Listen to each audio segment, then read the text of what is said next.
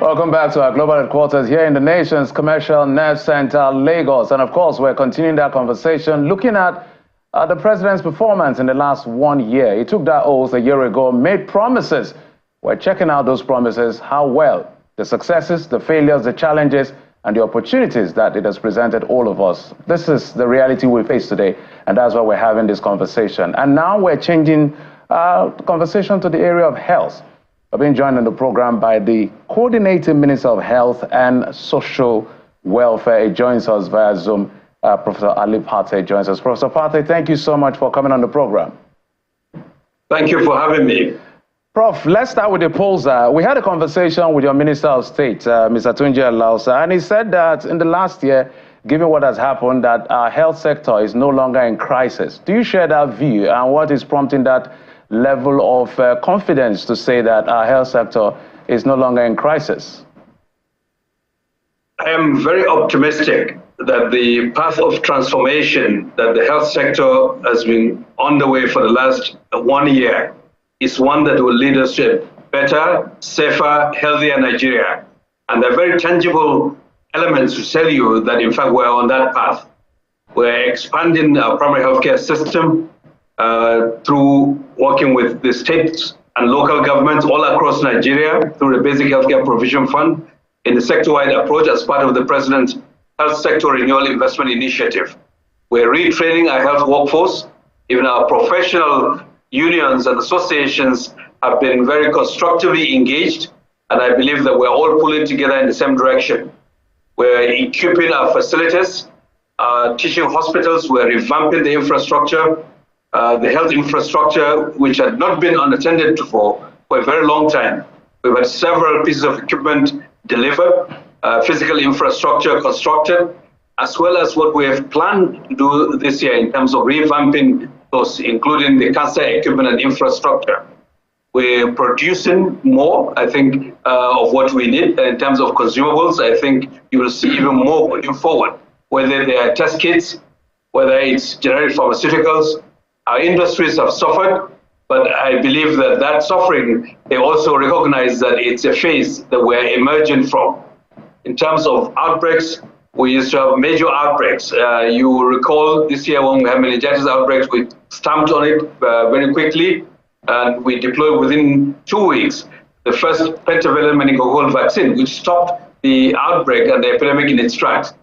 Diphtheria, which was a major issue when we came in 14 states of the country, it's no longer in the news. Lassa fever, unfortunately, we lost some lives, but it could have been a lot worse than it is. We're revamping our effort on eliminating the variant polioviruses and improving routine immunization. We massively expanded the human papillomavirus vaccine, one of the highest in the world. In October, the President, Her Excellency, the First Lady, launched it in 15 states, and we had almost 80% coverage for the target population, one of the highest in the world, and that has been acknowledged. And the second phase has just started. This is day 2, and it's going very well across our country.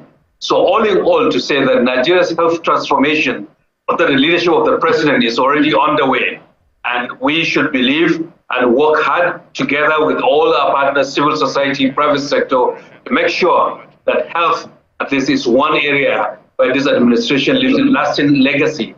And the President's position on that is very clear. All right, Prof, there's a difference between a plan, a projection, efforts and results. I'm speaking to results, which is why I asked that question about crisis. It is good to have a plan. You've listed some of this plan, but the truth is that our primary healthcare is not in a good state. Out-of-pocket spending is on a high, and we can all agree to that. So I'm trying to investigate what is the premise of this statement or this allusion, if you can respond to that. So if you don't know where you're going, any road will take you there. For 20 years or so, we had a health system that floundered in a large extent because the federal government, states, and local government who had responsibilities in health had not come together. For the first time, we have a national health system. We had a compact that was signed. We had an investment program that is financed and has funded primary healthcare centers all across Nigeria in the last few months through the Basic Healthcare Provision Fund. So the legacy, the historical perspective and the mindset in the minds of few is still with us. But the reality is that if you go to our communities today, there are many primary healthcare centers that are getting direct facility financing. There are health workers that are beginning to be retrained. The trainers have been trained all across Nigeria, and soon it will be escalated all over the country, and we aim for 120,000 of them. That hasn't happened. Look, for 13 years, the community health workers had used standards of practice that were developed, finalized in 2010.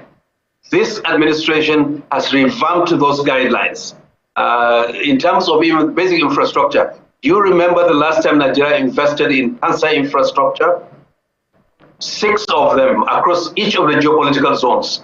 The massive increase in the capital expenditure on health that we're seeing in this administration, we've not seen it in 10 years in Nigeria. So this is not pie in the sky. This is real, tangible action. And I mentioned in our scorecard, the 179 pieces of equipment that were procured in our teaching hospitals. 4.5 million Nigerians accessing inpatient hospitals in 33 teaching hospitals, and 1.6 million Nigerians getting inpatient care in those same hospitals. This is not pie in the sky. This is real results. Now, there's a mindset in the Nigerian elite to always downgrade what this country is trying to, or what this president is trying to do. But the reality is that it's a long game. In 1 year, we've done a lot if you compare with what may have been over the last few years as well in health. And I'm very confident to say that we're on a path. The question is, as we go forward, as Nigerians, across different spectrums of ideologies, with our excellent partners, with civil society, Indeed. go forward. Yeah. Yeah, indeed, Honorable Minister, we could even expand that conversation to find out just how fast enough that funding for primary healthcare has taken off. But let's manage our time and look at the personnel required to drive the huge investment in infrastructure that the federal government is making. In the last 5 years, reports are to the effect that between 15 to 16,000 doctors have left Nigeria, and that in fact, there are only 50,000 doctors left in Nigeria. And the same is affecting other cadre of healthcare workers. We gather that about 15,000 nurses have left Nigeria. And the Association of Doctors, part of its demands is that there should be recruitment as part of intervention to save the health workforce in the country. Do you have contrary data, Honorable Minister, that indeed recruitment is ongoing to make up for the deficit in workforce in Nigeria's health sector? And Yes. What's the federal government doing to salvage this brain drain? Yes, I'll give you facts, not historical trends, which had changed under this administration. We increased the quota for training of health workers. We doubled it. That is going to take a few years before the training increases for you to see the impact of that. But that's a decisive policy step. Now, in terms of recruitment through the primary healthcare system, 2,497 nurses, midwives, doctors have been deployed in our primary healthcare centers over the last 1 year. This is real fact. Now, the president directed, in fact, the waivers to allow our hospitals to employ to be decentralized to the Federal Ministry of Health. And since that has happened, the recruitment of health professionals in our hospitals has improved and is going to continue to improve.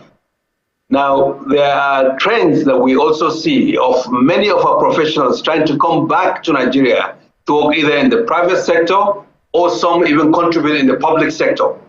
There are several of them, some of them in the state governments and some in the private sector, and that is ongoing and we should continue. The issue of human resources is not limited to Nigeria, it's a global shortage. You just need to look at the United Kingdom or United States. They're all facing these issues. But in Nigeria, we're taking decisive actions. And in fact, asking the recipient countries to see how they can expand the training of those professionals in our country so that we can be able to continue to deliver services at home. It's a long journey. We have started. The president has a vision, and we have laid out a plan, and we're executing on that plan. Now, of course, people can choose to really ignore those changes over time, but I will say that we are moving forward, and that the human resources issues that we have had for many years, we're beginning to solve them. So let's talk about some of the issues around the pharmaceutical industry. It was one of the major casualties when it comes to how the economy played on some of these businesses. GSK We have Sanofi and a couple of others that have left the shores of the country or literally lowered the level of production within the country. And we see surge in the prices of products. Some product that used to buy less than 10,000 is going as far as 40-something thousand to 50-something thousand. So when you say to someone who is diabetic or has some of these terminal diseases, there's improvement, and he sees the differentials in numbers, he begins to feel that, are you telling me what I don't know, or I'm not a witness to my own experiences? So what is the government doing to make sure that this is reversed? It's a critical point in our health sector. Look, there's a narrative that people may want to sort of hold on to. The fact that we have 70% of our generics being imported for decades, that didn't start under this administration. But the fact that 99% of medical devices that are in Nigeria are imported, that didn't start with this administration. But in October, the president launched a specific initiative to unlock the healthcare value chain, to manufacture some of these items in Nigeria. And we have at least 3 entities that are beginning to lay the foundation. One is already producing test kits, for instance, in Lagos. And there are pharmaceutical industry players that are coming in. Now, GSK, Sanofi, were they producing in Nigeria? They were using Nigeria as a marketing post. They import products, brand them, and market them to us. We're addressing the fundamental issues from a policy perspective. I think we've mentioned the executive order that is about to be signed by the president, which allows us to incentivize domestic manufacturing, full procurement, increasing expansion, increasing the coverage of insurance through the NHIA. Those are measures that will be necessary to reduce cost of pharmaceuticals and also improve the affordability, stimulate the industry. This, you just don't come up and do it overnight, but we took time to design those efforts and we begin to roll them out. And again, the industry, the local manufacturer have been struggling and patiently working in Nigeria despite very difficult circumstances. But there are a few actors that are also profiteering because of devaluation, because of other things, the cost of commodities and inflation. Yes, there are those issues, but you cannot also exclude, and we've looked at the numbers, some element of profiteering, because the sense is everything is going up. So let's be honest with ourselves. Nigeria has found itself many decades after its independence not producing what it needed in the health sector. For the first time, you have a president who says we'll address it, we'll produce locally, we'll ensure that it's sustainable. We can produce for ourselves and for West Africa and also for the African continent.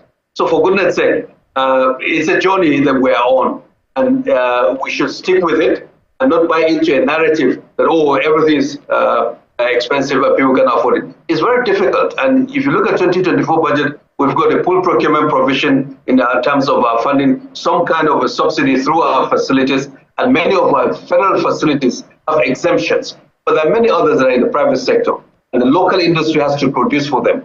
And the quality of those products have to be good as well. You can have a cheaper item. If you don't regulate it properly, it may be counterfeit. And NAFDAC has been working very hard to ensure that we strengthen the regulation so that our industry also that plays can be able to keep their market share when they do the right things. Honorable Minister, let's talk about welfare of personnel now. You say that recruitment is ongoing and it will continue to improve.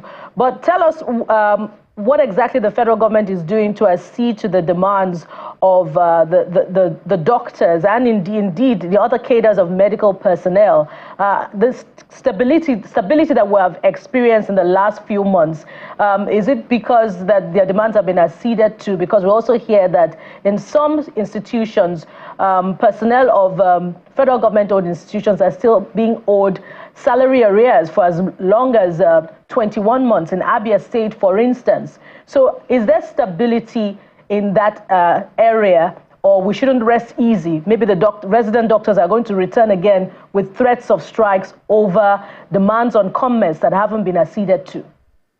I hope you realize that 21 months ago, it wasn't President Tinubu that was in government. And so some of those issues are legacy issues that have been on for more than 10 years. And we engage very early on, whether it's the resident doctors, whether it's the Nigerian Medical Association, the medical consultants, the joint health unions, the nurses and midwives, to look at those outstanding issues and to start to address them systematically. Some of it is in the Ministry of Health, some is in the salaries, incomes, and wages, and we labor. As a government, we came together to start to look at how we can address that. And I believe that some of those outstanding issues, which have been more than 10 years in the making, are about to be resolved. There are other areas where professionals have raised issues, whether it's working hours, and we're working with the Medical and Dental Council of Nigeria to improve, especially for the junior doctors. The delays in recruitment, for instance, is one of the pain points, and we addressed it. The president excessively acted on it. Why hasn't it been done before? But we are now trying to do that. And overall, as you know, there are many conversations ongoing in terms of wages for all the employees. We've got a very diverse sector. The truth of the matter is that the Nigerian health professionals know that President Tinubu appreciates them, and that in any issue that they have raised is attended to, and we're leaning in to see how we can resolve them. And that being on the side of the Nigerian person, all of us as medical professionals, we get more respect. And all our unions understand that. And yes, there are issues that are still outstanding, and we are leaning to resolve them in a constructive manner. So I think that's the spirit that we have in the health sector, and that explains some of the stability that you are seeing that we intend to continue, because the president, as after all, is the champion in the African Union for human resources for health, elected, nominated, appointed by other African Union heads of states. That says something. All right, Prof, let's talk about geographic inequality, because sometimes what we see when it comes to this universal health coverage and primary health care centers, it's sometimes like lip service. The president promised, it is manifest. I'm going to read a line from the Renewed Hope agenda. It said, mobile local clinics will ensure that no person lives more than 3 kilometers or a 30 minutes walk from primary facility, because it looks like there's a concentration at the urban center. So what expectations should we be having? Because one of the big challenges we have with this government is to say, give us a specific timeline. Honorable Minister, if you can. You have mentioned the fact that you inherited a legacy issue and you're working on it. So with what you're saying in terms of primary health care, given the explanations I've given, how long will it take for us to see rural dwellers being able to go to primary healthcare center to get the medication or the medical services they demand or they need for their own well-being? Well, some may choose not to listen to or hear what is going on. But the reality is that we have 260 billion naira, not million, billion naira deployed already in all states of the Federation for revitalization of primary health care. Through the International Development Association and through the Basic Healthcare Provision Fund, resources identified for the states to be able to revitalize, because the primary healthcare centers and the remedy of the states. But federal government mobilized those resources, provided guidelines, and the execution is going to be on the way. And I believe that in the next 9 to 12 months, at least 6,000 of those primary healthcare centers in the states will be revitalized in terms of basic functional equipment. The implementation will be through the states, and the resources have been mobilized. We only urge that the resources be channeled to the intended purposes so that the resources work for Nigerians. The president by himself is not enough or the federal government to solve all the health issues. That's why we signed a compact with the state governors. They agreed, work with us on that, and with our development partners to sort of pull together in one direction to make basic healthcare centers functional. This is long overdue, but we are taking it directly, and I believe that we will be able to do it and deliver for Nigerians on this, and we'll track those as well. Honorable Minister, let's take full advantage of the time we have with you. It appears that NAFDAC seems to be doing some work in the area of combating fake drugs, but the agency laments poor funding and staff shortage, to man its operations in 36 states of the Federation. What is the federal government doing to ensure that there is recruitment to help NAFDAC in its work to further combat the menace of fake drugs? So I'm sitting here in this room with the Director General of NAFDAC, and so your question, she's also hearing you on that. We're very mindful of the thousands of employees that NAFDAC has, many of them committed, putting their lives at risk and working extremely hard. There is the issue of skill mix, which we're looking at. in terms of having the optimal skill mix, but also some of the other elements that the state task forces have to be activated by the state government to deal with counterfeit and substandard medications. That's also an important element. There's a proposal on the table, and I believe that we're looking at that to see how NAFDAC, in addition to the waiver that they have recently received to recruit professionals, to be as a professional entity, not an entity that every person wants to lobby his cousin, his niece to be employed. And there's much of that going on, even if they're not professionals. And we're resisting that. So let's professionalize it. It's about the safety of the Nigerian person in terms of the food and in terms of the drugs that they have. And in the professionalization, let's have the competent folks to deal with that. Because if you recruit someone who is not with the right skills, no matter how they want to do it, they don't know what they're looking at. And that's what NAFDAC is now trying to do, and we're leaning on them to ensure that it's done properly. So yes, NAFDAC is recruiting additional staff, and it is also professionalizing itself in terms of the skills mix. And I call on all of us to really depoliticize the recruitment of staff in important professional institutions, because we have many of those, someone who has history degree, for instance, because he's connected and wants to be employed by NAFDAC. Those are the kinds of things that we Nigerians and leaders and the political elite have to be able to say, look, no, let's do something else, but not let put them up in NAFDAC. All right, Prof. Well, both of us just wanted to ask you the question at the same time because it's an important question. Just as we wrap up, are we seeing a significant increase in the salaries of doctors anytime soon? Just a straight answer, sir. I think in the context of compensation for workers in Nigeria, we should expect an adjustment. All right. Thank you so much. We'll take that answer. It's not categorical. You didn't give us what we wanted. We wanted numbers, Prof. Maybe they were earning 300. We wanted like maybe 500 or 600,000, maybe. Well, you asked me expectation, and I believe that all Nigerians, as our economy grows under this president, will have more revenue, and folks in the public sector and private sector will see their household incomes increase. But that's something that we together will have to make it happen. Thank you. All right, Prof. We'll stay with that answer, but we'll just stay with the answer. I'm not going to say anything. I wanted to say something, but I remember we're totally out of time. Professor Pate, the Coordinating Minister of Health and Social Welfare, thank you so much. Joins us via Zoom from Geneva. Thank you so much for coming on the program. Thank you very much. And so, a lot we wanted to ask him because it's a critical health sector. You understand? It's a critical sector called the health sector. If we have, doctor to patient ratio still at 1 to over 900, as against the approved 1 to 600, that question is important to ensure that we keep our doctors at home. But we must end this segment at this point and take a break. When we return, the program continues with our colleagues in our Abuja studio. Stay with us.